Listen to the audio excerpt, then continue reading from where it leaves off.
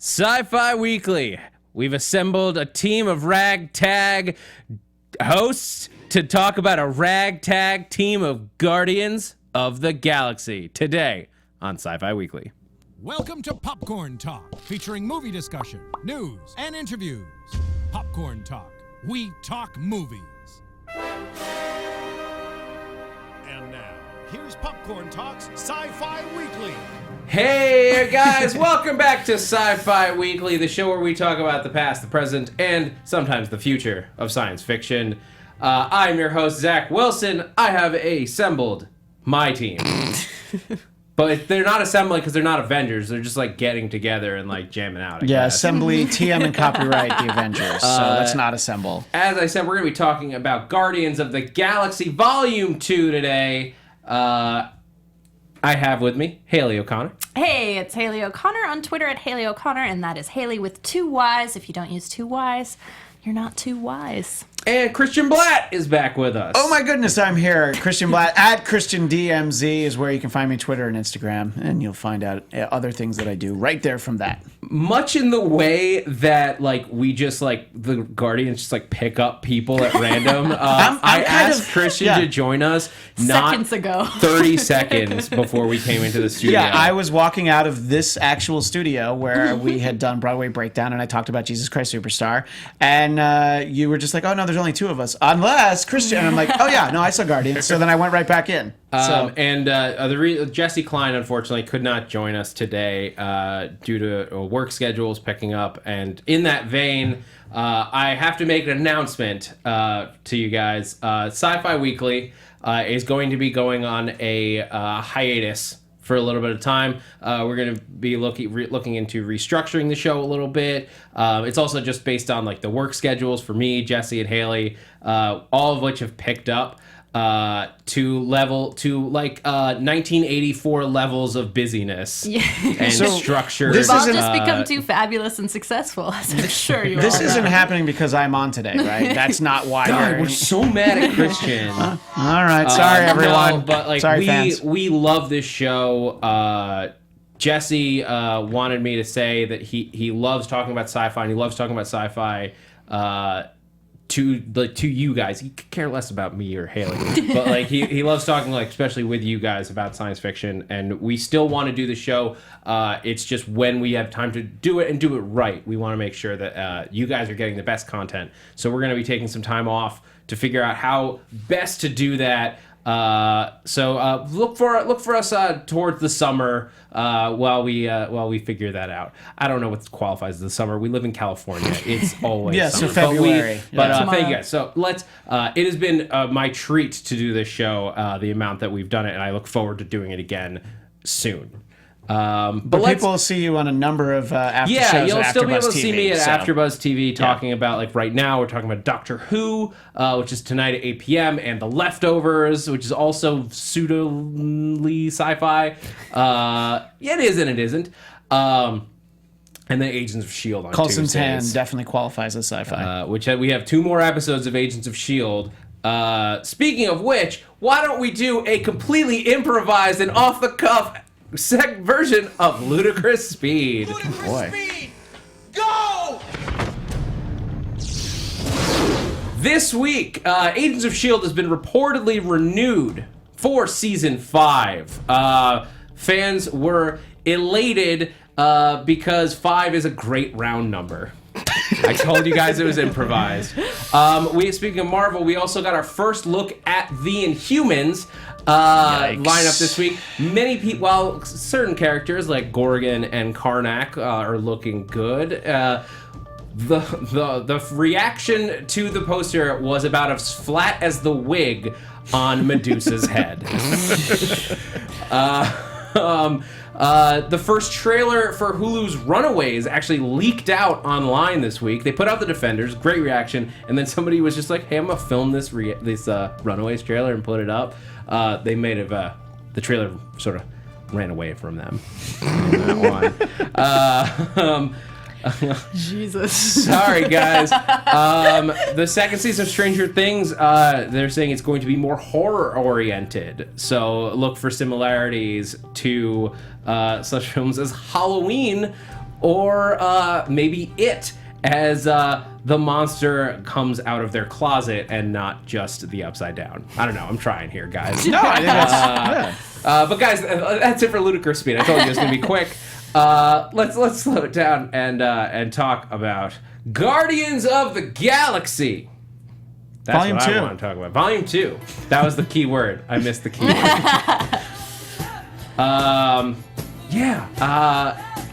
We're all everyone was very excited about this movie. There's a lot to say. And you guys, whoever is joining us here in the chat, I want to know what you guys think as we go along. Let's do a spoiler-free review up top. In case anybody hasn't seen it yet and they're like trying to decide or whatever, no spoiler review. What did you guys think of Guardians of the Galaxy Volume 2? I thought it was adequate. I like Chris Pratt kind of against my will. I think he like came out as like, this is someone I should love. It's like a nerd, and he became super hot, and against my will, I've been liking him in every single thing I've seen. But I go in with like, fuck this guy, like, I don't care. And then Wait, he even turns in out, Passengers? yeah. And then I thought he did. Yeah. I think he's great. I don't expect him to be great, and then he is, even when I think I'm not crazy about what the material is. Anyway, enough about him. It's a good movie. I was entertained. I laughed. It was adequate.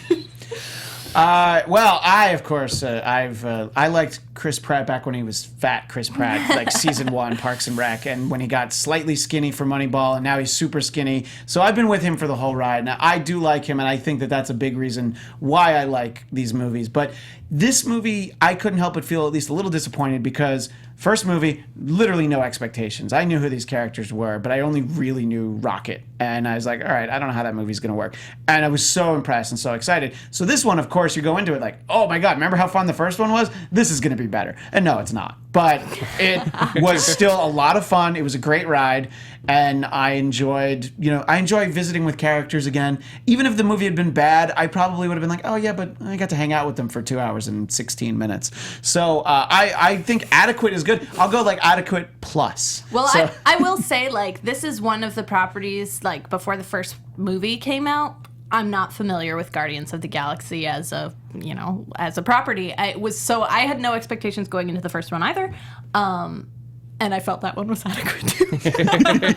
But take it with a grain of salt that I'm not a super fan of this particular property, so I get to shit on it.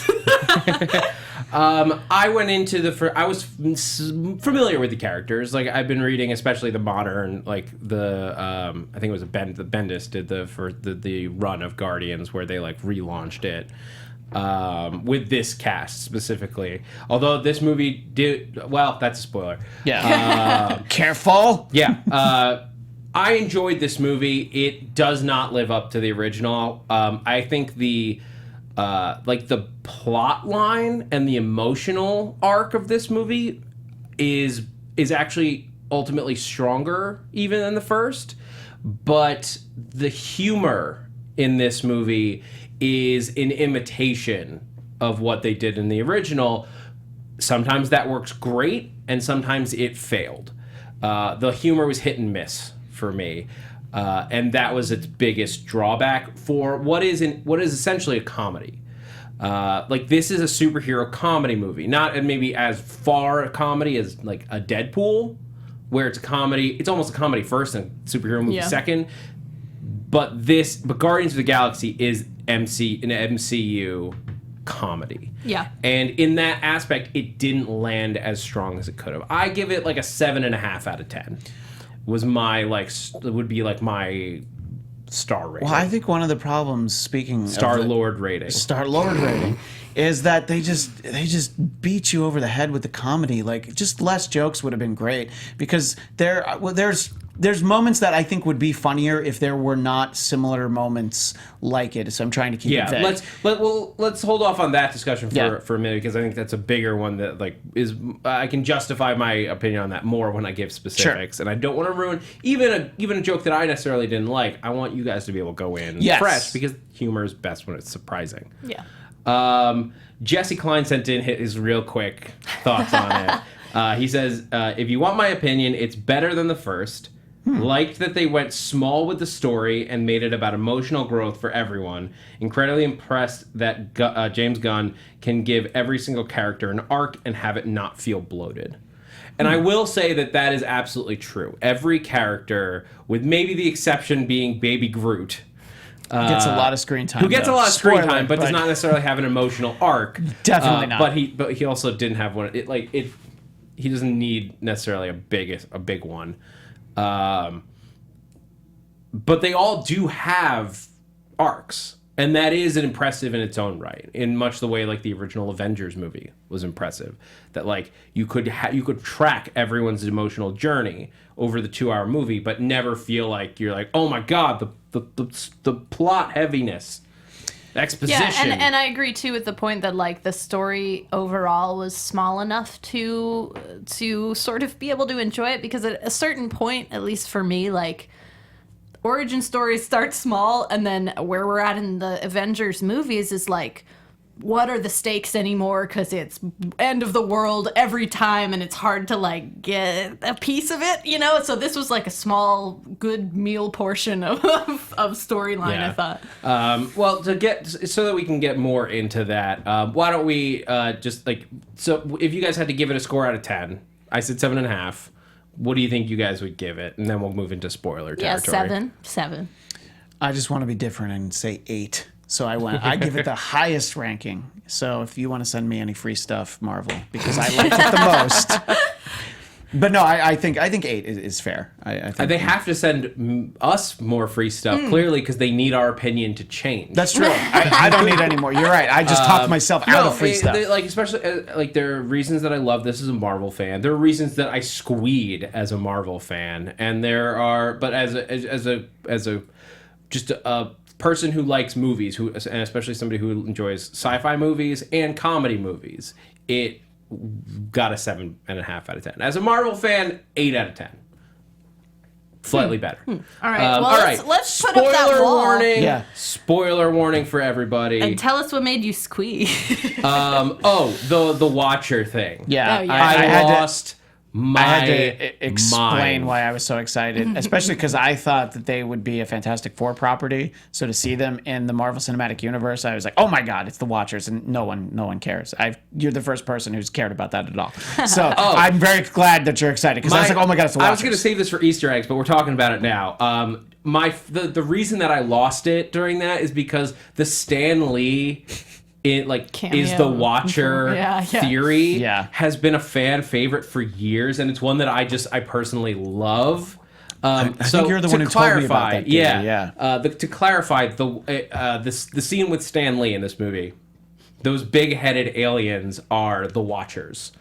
There's specifically the Watcher that oversees Earth is called Uatu. Yeah. And they don't say that. Basically, there's one designated to I think each dimension or plane of existence. Yeah, it's not like each planet has a Watcher. Yeah. It's something like that. It can move around, but he specifically he lives on the moon, and he watches Earth, the events of Earth as they unfold. And in comics, he'll show up during key moments, the culmination of the Dark Phoenix saga. There he is, just some stuff's going to happen. I'm going to watch this. I'm going to see what's happening. In the original Civil War comic, he shows up at a big meeting where they're debating what to do about the axe, and they're like, the Watchers here, that does not bode well, because it means this is going to be significant in history.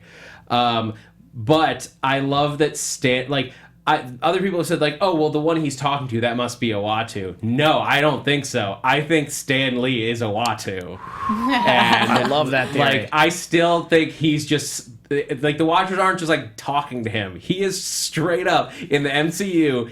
Uatu doesn't look like the other Watchers. It's just he looks like Stan Lee, and that one, he's straight up calling out Civil War. And in that one, I was a FedEx delivery man. Yeah, Tony Stank. Oh, yeah. So I don't know. I like that. That's good. Yeah, it's so good. Didn't need a callback to it though. Anyway, we don't have to talk about it more because we have to talk about the actual movie. Right. But okay, so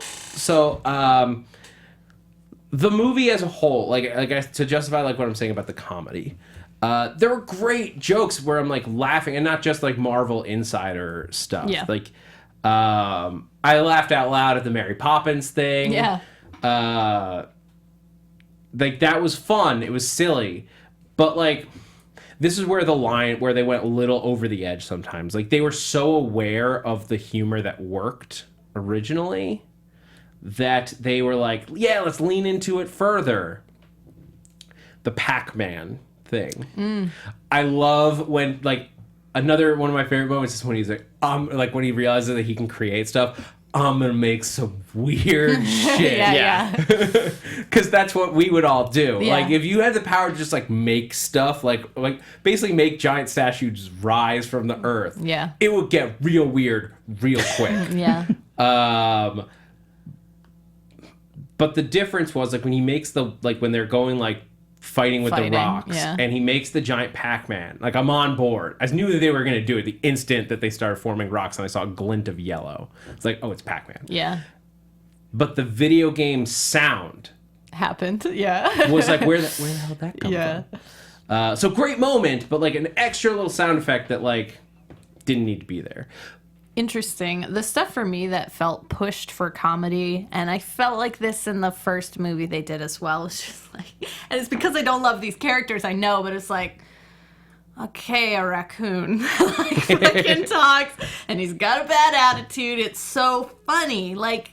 Except that he manages to be so emotional. It's not that funny. Like, I'm tired of that. He could leave the group and I'd be fine. Whoa, controversial opinion. Yeah, I know. No, You hate Bradley Cooper. I also hate Bradley Cooper, actually. See, there you go. I knew it. I could tell. But it's unrelated. It's unrelated because you don't even see him. It's the way that it's written. It's written to be like, this will be a fan favorite, and it feels pushed, I think. Well, let's switch to positives. I can't. Well, let me get my negative thing in the comedy. It's very simple. Yeah. It's what I alluded to when we weren't talking about spoilers is there's too many moments where first Rocket, then Drax, and then Rocket again just laugh really hard at opportune moments, and I'm like, I don't feel like that works with Drax's character. He doesn't really have personality at all, and I like where the comedy comes from him saying inappropriate things, so that by the time that Rocket's in the chair laughing that the guy's name is Taserface, which I did laugh at, I was like, I've already seen scenes that he's laughing that hard at, and I wish that it happened less often, because things would be funnier if there were less of them. That's all I was going to say. That's fair. That's fair. Let's talk about like the stuff that we enjoyed from it, because there was a lot. Like I don't give a 7.5 out of 10 lightly. Like you guys have seen me crap all over movies on this show. Yeah, I liked Nebula a lot. Here for all wellness. But I'm gonna take this scarf off and this sweater because it's really warm in this studio. But I thought the plot line in this movie was phenomenal, especially when it comes to ego. I thought the whole, like, obviously they had to deal with the whole who's your dad issue that they set up in the first one. And James Gunn had been very clear they weren't going to do the one from the books, where in the comics his dad is J-Son, like J apostrophe son, of Spartax, and he's like the king of this entire empire. And Peter effectively is a prince destined to be the Star Lord of Spartax. Which sounds so cool. Yeah. Which, of course, is a responsibility he does not want. And his dad's like a dick.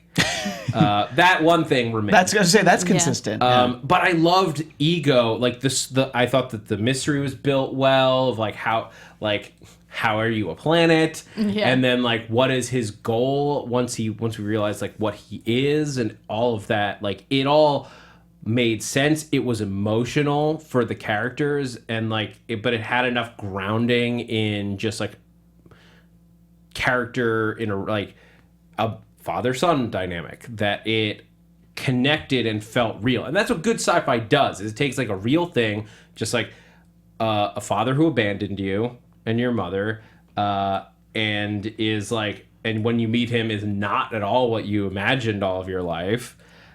He's not the Hoff, except for that one moment when he was. He was the Hoff, yeah. It was super weird. That was great. But another, okay, again, like that's great. That was a great surprising That was moment. funny. Yes. Yeah, I laughed a lot. Yeah. Like we wouldn't, if he had like started being in Knight Rider, it would have been too far. Yeah. But I felt connected to them in that whole plot line. I enjoyed it. Plus, just casting wise, I think they kind of look like they could be father and son. Yeah. I thought that was great. Like, and Kurt Russell was awesome. Like, it was good. It was a great cast. And I don't love usually CGI character altering, but young Kurt Russell looked pretty great, pretty Yeah, convincing. A it lot was like convincing. actual young Kurt Russell. And I found that, you know, I'm a father. I have an almost 2-year-old son, and so I definitely identified with those overall themes throughout. Although, to sort of push it to the next point, the relationship with Yondu being the realization that that's his actual dad, that got to me, and the reason why this movie gets an 8, and I will say this here, teared up a little bit at the end, to the extent that like there's one moment where it fades to black, and my wife heard me, I went, she looked at me, she's like, no, because I never cried anything. But father-son stuff, that's what got to me. And so just that theme, you know, the continuation, basically, that Ego is a dick. He's your birth father, but he's not your real dad. And that's why it's okay to kill him. I mean, That's not the part that made me cry. That It's okay and to like kill universe murder. Yeah. Right, exactly. You know, you're stopping him from destroying, you know, everything. So, yeah exactly. But that was a cool twist that he's a celestial. Yeah. He's not even just like Kurt Russell. Kurt Russell or just a planet, like, which is weird enough as it is. Yeah. He's like one of the ancient celestial beings, which, if you remember in the first one, we saw a glimpse of when we had the like planet-sized dude like with the staff, like in the Infinity Stone. So they've now defeated the results of 2 celestials in a way after succeeding with the Infinity Stone. But yeah, I mean, the other dynamics in this episode, like the family stuff that they did, like with Gamora and Nebula. What did you guys think of that? Well, I really liked Nebula. I thought she was good. Great cast, although you can't recognize her at all. But like, she was funny. She made me laugh. It was great. I don't care about Gamora as a character. I'm gonna just get so much hate. But Did anyone else feel like they changed her character from the first Gamora movie? or Nebula? Gamora. I think you're probably right. I mean, she's definitely softer, but I mean, she's traveled with these people now for we don't even know how long it's been, you know, so. I think it was just at the end when she, like, Nebula is, like, so gung-ho to go kill Thanos, and it surprised me that Gamora wasn't, like, down with that. yeah. Wasn't like, yeah, we should kill Thanos, or Yeah. like, or even like, first, I loved their rebonding stuff over like being sisters, like that. Again, it just like felt like that's real. That's how a real relationship works. Like misunderstandings as children, where like they came from an abusive like relationship with their father. And they came out of it. They dealt with it in different ways. And although Gamora was like dealing with it in the only way that she knew how, the way that Nebula saw it was like it was hurting her. It was damaging her. And so he held a grudge for years, and they had to like talk it out to deal with that. Hayley, what do you think? Yeah, well, You're, they like, also deep in thoughts. they also had to fight it out to deal with that a little bit. Well, look, which is great, you gotta visualize. Yeah, no, I liked it. I thought it was a good unrelated to the like romance between the 2 main characters storyline to like give her something to do that was besides like will they, won't they, or whatever. But like, so it's good. I did like it too. I thought it was it was an interesting relationship. So I'm for it. Well, I disagree with what both of you are saying. What Jesse said, that, you know, there were these arcs for the characters and it didn't make it feel bloated. This is the thing that I felt like interesting. I think it's good. I think the movie's 2 hours and 15 minutes. I don't know that you needed this. And because the movie's so long, I feel like very abruptly it's like, I want to kill you. Okay, we're sisters. Let's hug. And I think I needed a little bit more, but I know there wasn't time for it. So I understand it. I just felt like they didn't sort of earn that moment where they're together. But loved watching both of them in scenes together as the movie progressed. So I was willing to look aside from it, but I felt like we didn't really need it. And I felt like she was actually much less consistent as a character, Nebula, than Gamora was. I mean, it all tracked for me, like, just, like, based on, like, I mean, because I've seen the first one so many times that, like, I've looked for, like, the little things. And, like, seeing her reactions, like, when Thanos is talking about her and talking about Gamora, like, the look on Nebula's face in Volume 1 when, like, Thanos is like, you've alienated my favorite daughter, talking about Gamora, like, in front, like, Nebula's like right there, like, that set up such a, like, devastated rivalry between the two that I was totally on board for this, like, the developments that they went through here. Maybe it was a little quick, like, I'll grant you that, but, like, it's a 2-hour movie. Yeah. This is where TV has, like, the benefit. Like, you can spend more time on something like that. If this was the Netflix Guardians of the Galaxy 13-hour series, we probably could have, felt like everything. Haley just, I think, threw up in her mouth. So I'm sorry. I'm glad we don't have that. Yeah, Jermaine is like, sisters fight. That's what they do. They don't usually try to kill each other, but he is absolutely right. Yeah. That's true. Yeah, and then Ivan is pointing out to us that Gamora didn't actively want to kill Thanos in the first film, which is fair. I think that is more of a comic book trait where, like, Gamora is, like, in the comics, Gamora is driven by her desire to kill Thanos. That is her driving force. But you're his favorite, so maybe you don't want to kill him. You're like, he's a bad guy, but, whatever. You go ahead. You go and do that. So she seemed, I guess I wanted a more active Gamora than we got in this. She felt like she was there more to connect to other characters than to have emotional stakes of her own.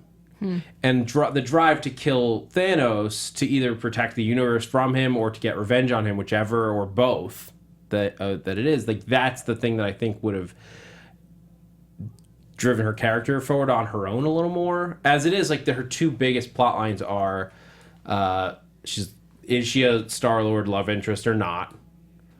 And I'm going to reconnect with Nebula.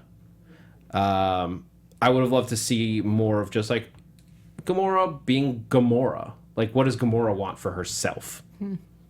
Because she didn't seem actively want to reconnect with Nebula. That happened by accident. She was going to turn her over to the Nova Corps. Yeah. At the top of the film. No, it's true. She was not interested in reconnecting. And it is interesting because now that we're talking about it, it's like she's very much, at least in this movie in particular, defined by her relationships with other people. We don't know that much about her. Maybe that's why you don't like her. You just need to get to know her, Haley. Maybe that's fair. And the way to get to know her is to fight her and try and kill her. So Haley, when we come back, I want you to have fought Gamora, Okay. lived, and and then tell us the tale. All right. Not a tall order. What did you guys think of, we talked a little bit about Yondu, but, like, his expanded role in this, the reveal that, like, this wasn't the only child of Ego that he had picked up, and that he, he was protecting Peter this entire time.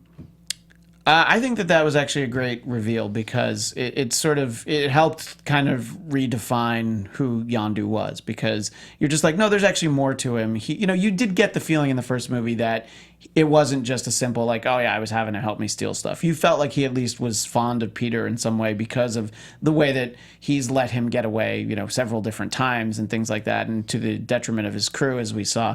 So getting to see that, he actually considered him his son, I think was great.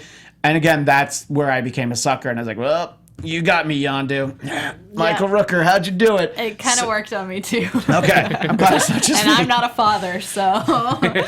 Yet. You just gotta believe in yourself. Yeah. All right. You can be anything you want to be, Haley. Okay. Yeah, and then, like, the him and Rocket thing, like, we're the same thing. I liked that. Like, I liked it's that too, yeah. as a, like, just as a that. Well, that whole idea of emotional trauma and like, so you push away the things that like make you happy. Yeah. Or either the people or the things, just like either it's I don't deserve this or this can't possibly be good. Is like it's a real thing. I know people who deal with stuff like that. It's tough. Yeah, I mean, it's the defining moment is he's like, I've made a mess of everything. I need this. I need to go out on sort of this big grand gesture. This is the only way that this guy's going to survive this. So, yeah. And, the fact that he sort of, the other 99 Reaver Corps who ignored him or disliked him, which was probably my least favorite scene in the movie, as much as I love Sylvester Stallone.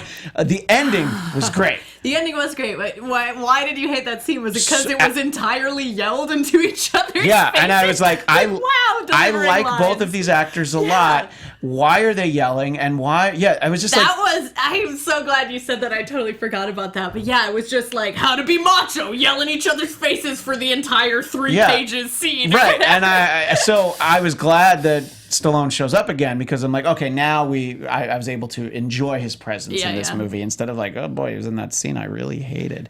So I liked, but that was an emotional moment for me because it's like, you know what, this guy was a good father. We're gonna actually all respect him in his sort of last goodbye, and I like that. The idea that people can change and like people, we should also have respect for people have done bad things, but like if they make a change, if they can change like their effect on the world, we should honor that.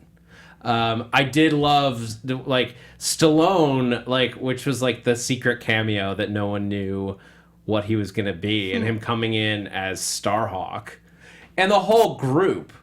So this is the thing that I was gonna say before. That team are all those people that they showed, and then they showed in the post credits to get it's good that we're back together. Yeah. That's the original Guardians of the Galaxy lineup.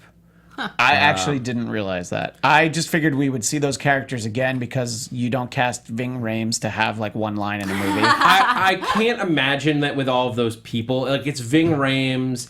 The computer voice was Miley Cyrus. Wow. What? Yeah, I didn't know that until I was doing research to come in today. I had not heard that.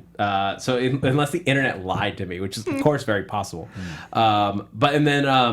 This wasn't confirmed, but Michael Rosenbaum, who played Lex Luthor on Smallville, he said that he's in this movie, and what is the character's name? I'm blanking on the character, but the crystal face guy. Oh my God, was that him? Was that him? Was supposedly, and even the site that I read on it said that it's not confirmed. Oh, okay. But it has to be someone. But it is know? confirmed that he's in the movie. He has said that he's in the movie, Weird. and we didn't see him anywhere else. So it makes sense. That character's the right build for it, and he's completely CGI. I mean, unless he's a watcher because he has experience being bald. just putting it out there. That's fair. I guess that's fair. This is one of those two options. That's it. Let me see if I can find that character's name. But yeah, I mean, what did you guys? So not being familiar with those characters at all, what did you guys think of those cameos? Did they work for you? Were they confusing? I kind of agreed, or I thought they're gonna surface again at another point. I think, or to me, and this is from the outside again, but it seems like they're doing a lot of maneuvering to set us up for the big final, battle of everything when everyone will come together. So I thought, we're moving some pieces around the board so that we're ready to go and we have all these people cast when the end comes. Well, here's the big, let me ask you guys this, because this is the big thing that people have been sort of saying, and thank you, Jermaine, Martinex. Oh, okay, so that's the crystalline looking guy. There's a big, when you're, the sophomore movie in any franchise is always I feel the toughest one. Back to the Future 2 is, strong movie, but the weakest of the three. Empire Strikes Back, Right. best. The exception, But the exception that proves the rule, which is a phrase I don't fully understand. But I'm not using coming it. on Sci-Fi Weekly to criticize Empire Strikes Back, but what I will say that the problem with it is the Get problem with out. other movies. It's very focused on setting up the next movie. You know, Empire Strikes and Back to the Future 2 is really just like, oh yeah, we're gonna do an Old West one. Let's really focus on that. So this one I feel like is obviously maneuvering the pieces, like Haley says. I don't think they're maneuvering. Temple I think of Doom. Yeah. Like, not the best. no. Definitely not, because Not they the got worst away from what either made. once No. we got past the trilogy, but I'm sorry. There's only 3 Indiana Jones movies. I don't know what you're talking about. But and yeah, a TV show, man. that's true. Harrison you Ford crap was all over in an young Indiana episode. So Jones? yeah, no. That's canon. But I think that what we're working on is, Guardians Volume 3. I think that, when we see the Guardians next, it'll be Infinity War, and Guardians Volume 3 is Yes. way down the road. But do you guys think that this movie suffered from that sophomore space? Like, was there too much setup in this movie for stuff going forward, or did this work well enough to stand on its own, or at least as a sequel? I think that in terms of setup going forward, there are these characters, the original Guardians, which I'm glad I've learned now that that's who they are. But the Stallone, Ving Rhames, and company. I would say that bringing Mantz into the mix is like the biggest. Like, you can tell she's going to be around, and in the next movie, whenever we see the Guardians again, she'll be more of a part of it, and I think we'll understand the character better, because for this, she was a lot of comedic fodder. She was definitely there for that, to really interact with Drax. I like the character. I think it's interesting that she doesn't really have a power as much as like an ability. She's like, well, I can kind of do this thing, but it's not really a weapon, So it's like, I'm just kind of here to help out whenever I can and help people Although sleep. putting to sleep is That can be a weapon. useful, That's yeah. true. Yeah. Yeah. So, It's a solid skill. Plus, Yeah, that's yeah. just one of the things that she's able to do, Yeah. like being an empath. right. No, very true. So, yeah, she even said she can kind of make people feel specific ways, but we don't see that evidence. But I personally, I didn't think that they suffered too much. A lot of times, these movies, a perfect example. Amazing Spider-Man 2 spent so much time in that movie setting up sequels, spin-offs, things that they're never going to make now. So, there's like you got the Venom movie, the Sinister Six movie, all things that they're not happening stemming from that movie. Focus on making a good movie first. Age of Ultron is the biggest example for me that comes to mind, because they like literally had scenes that had, like with Thor, that had nothing to do with what was going on in the movie, zero, but it set up stuff for Ragnarok. Yeah. Which, do you catch the little Ragnarok Easter egg in the credits? As the credits were scrolling and they have all the characters like dancing, Jeff Goldblum just like dances through one of the bars. Really? I did not notice that. not He's just, see that. he's just, if you're watching it, keep an eye on the right side. Jeff Goldblum just like floats by. I was The probably dream. distracted by all the I am Groots that then changed to someone's name. Yeah, so that I was probably fun. didn't notice that. Yeah. I was trying to find a pattern, but I think it's just people. Well, that was I was gonna say weak point for it as the sophomore movie in its series, but I know this is my other super unpopular opinion, but too much Groot. Like, There's a lot of look Groots. how cute. Oh, it's cute. But it seems like we are gonna get away from that, since like at the end it showed him as a teenage tree, And or which was a whatever. great So post-credits That was scene. funny, but like.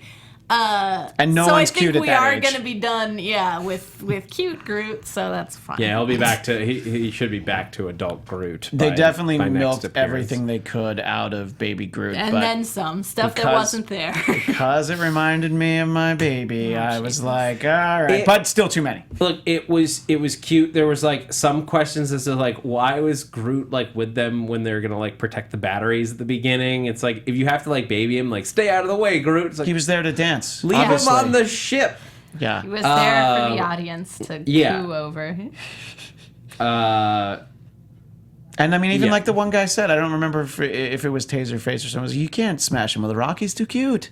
Yeah, it was. I think it was one of the like other. douse him in alcohol. It's rude. Well, he's still cute. Down in alcohol. Sad Groot walking away dripping wet was Yeah. so funny though. It's messed up to laugh, but so funny. Oh, we haven't even talked about the real star of this movie, Sean Gunn from Gilmore Girls. I don't. Here's the thing. I would make fun of you, except that I watched the whole movie. Except that Zach has gone Gilmore. Yeah. I mean, we hosted the Gilmore Girls I didn't realize you after guys show did it together. Okay. So she's well aware. You can check that out on AfterBuzz TV.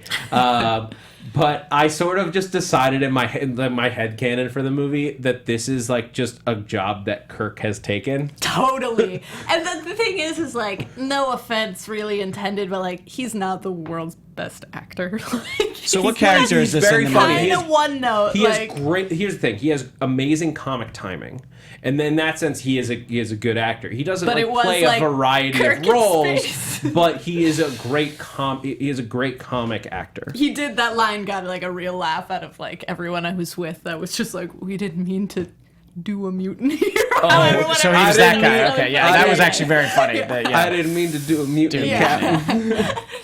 That was good. Oh God, people are asking me to get through all the 700 jumps, Easter eggs. Oh, And yeah. God, I don't even like Beyond the Watchers. Yeah. They were so fast. I only had time to see this movie once. Yeah, Were they show? Obviously, I guess they were. They were showing specific. yeah, I mean, if you have the Jesus. time, you might as well show something. That's a great question, and one that They one were that I'm- absolutely showing like Specific.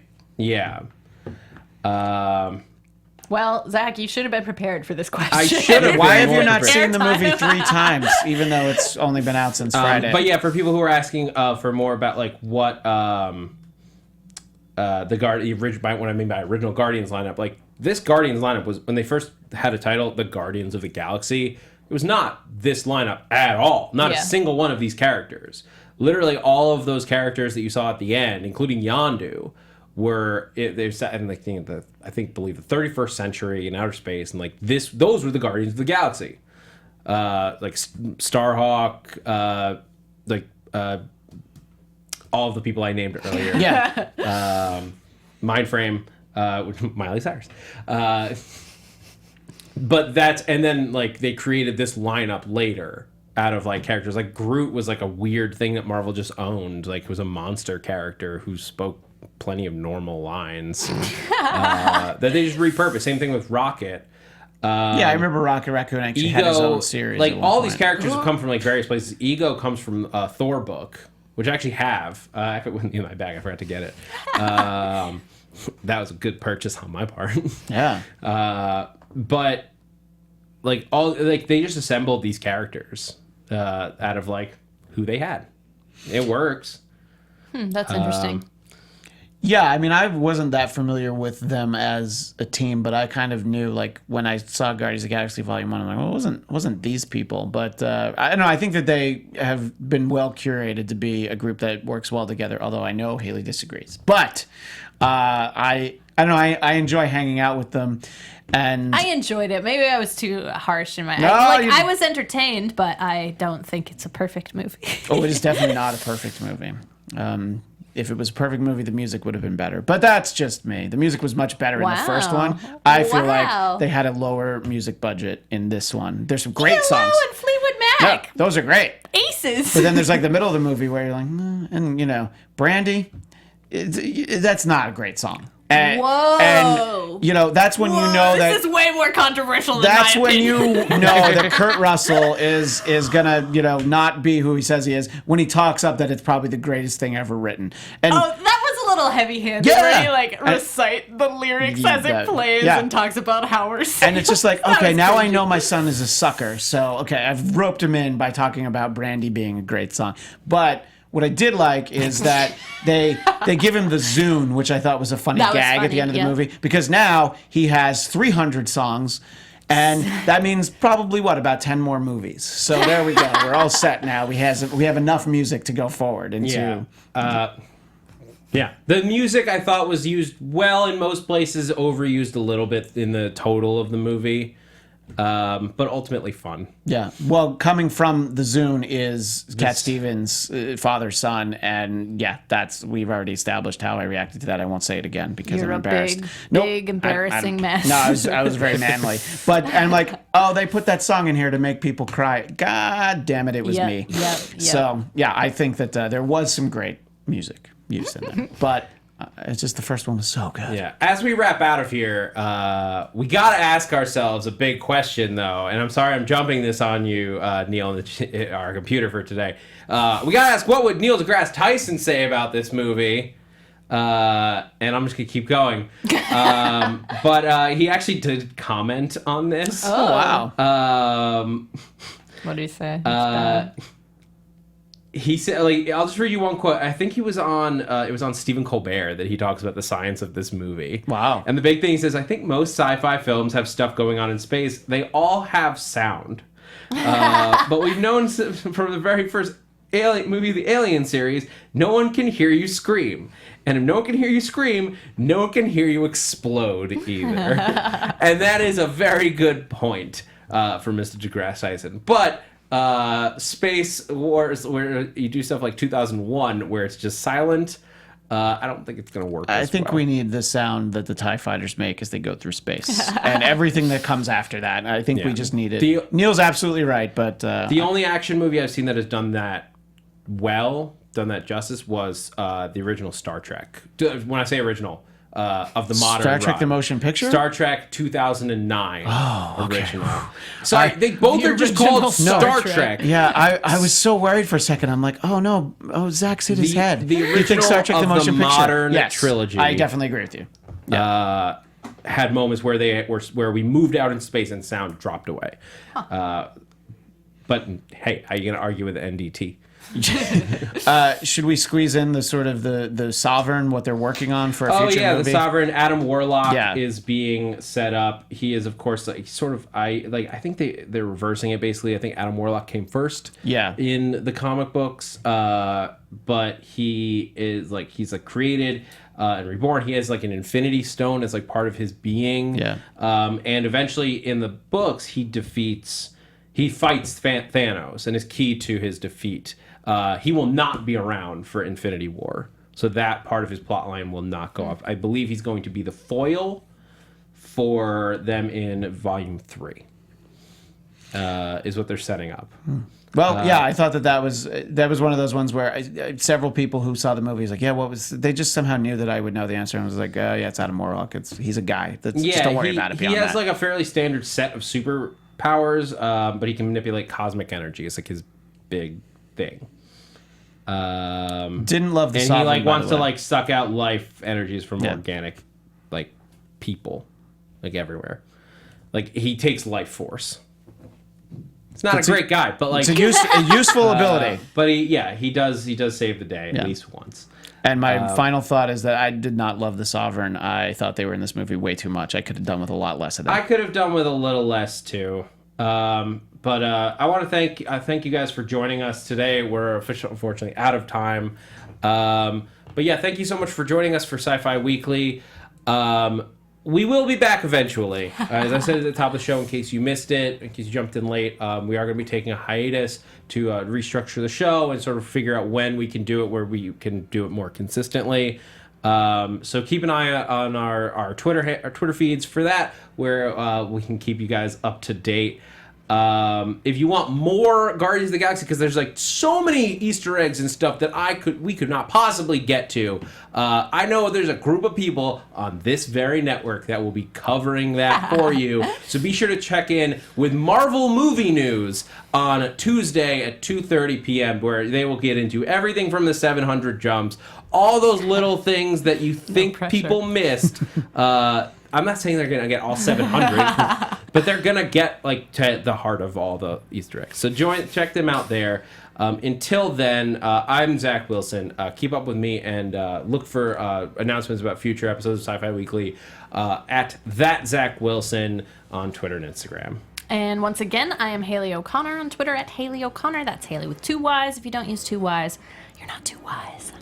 And I'm Kristian Blatt. If you want even more Guardians of the Galaxy talk, my personal podcast, The Blackcast, we just did a whole hour episode on it. BLADTCAST at Blackcast on Twitter. And in the meantime, find Jesse Klein at Jess Klein 1 JESSKLEIN 1. Where you can find him and send him all of your thoughts as well. Get his opinion, because I know he wants to talk about this. He's sad that he couldn't join us. So until the next time that Sci-Fi Weekly comes around, We are just one lab coat away from being real scientists. Good night. From producers Maria Menounos, Kevin Undergaro, Phil Svitek, and the entire Popcorn Talk Network, we would like to thank you for tuning in. For questions or comments, be sure to visit popcorntalk.com. I'm Sir Richard Wentworth, and this has been a presentation of the Popcorn Talk Network. The views expressed herein are those of the hosts only and do not necessarily reflect the views of the Popcorn Talk Network or its owners or principals.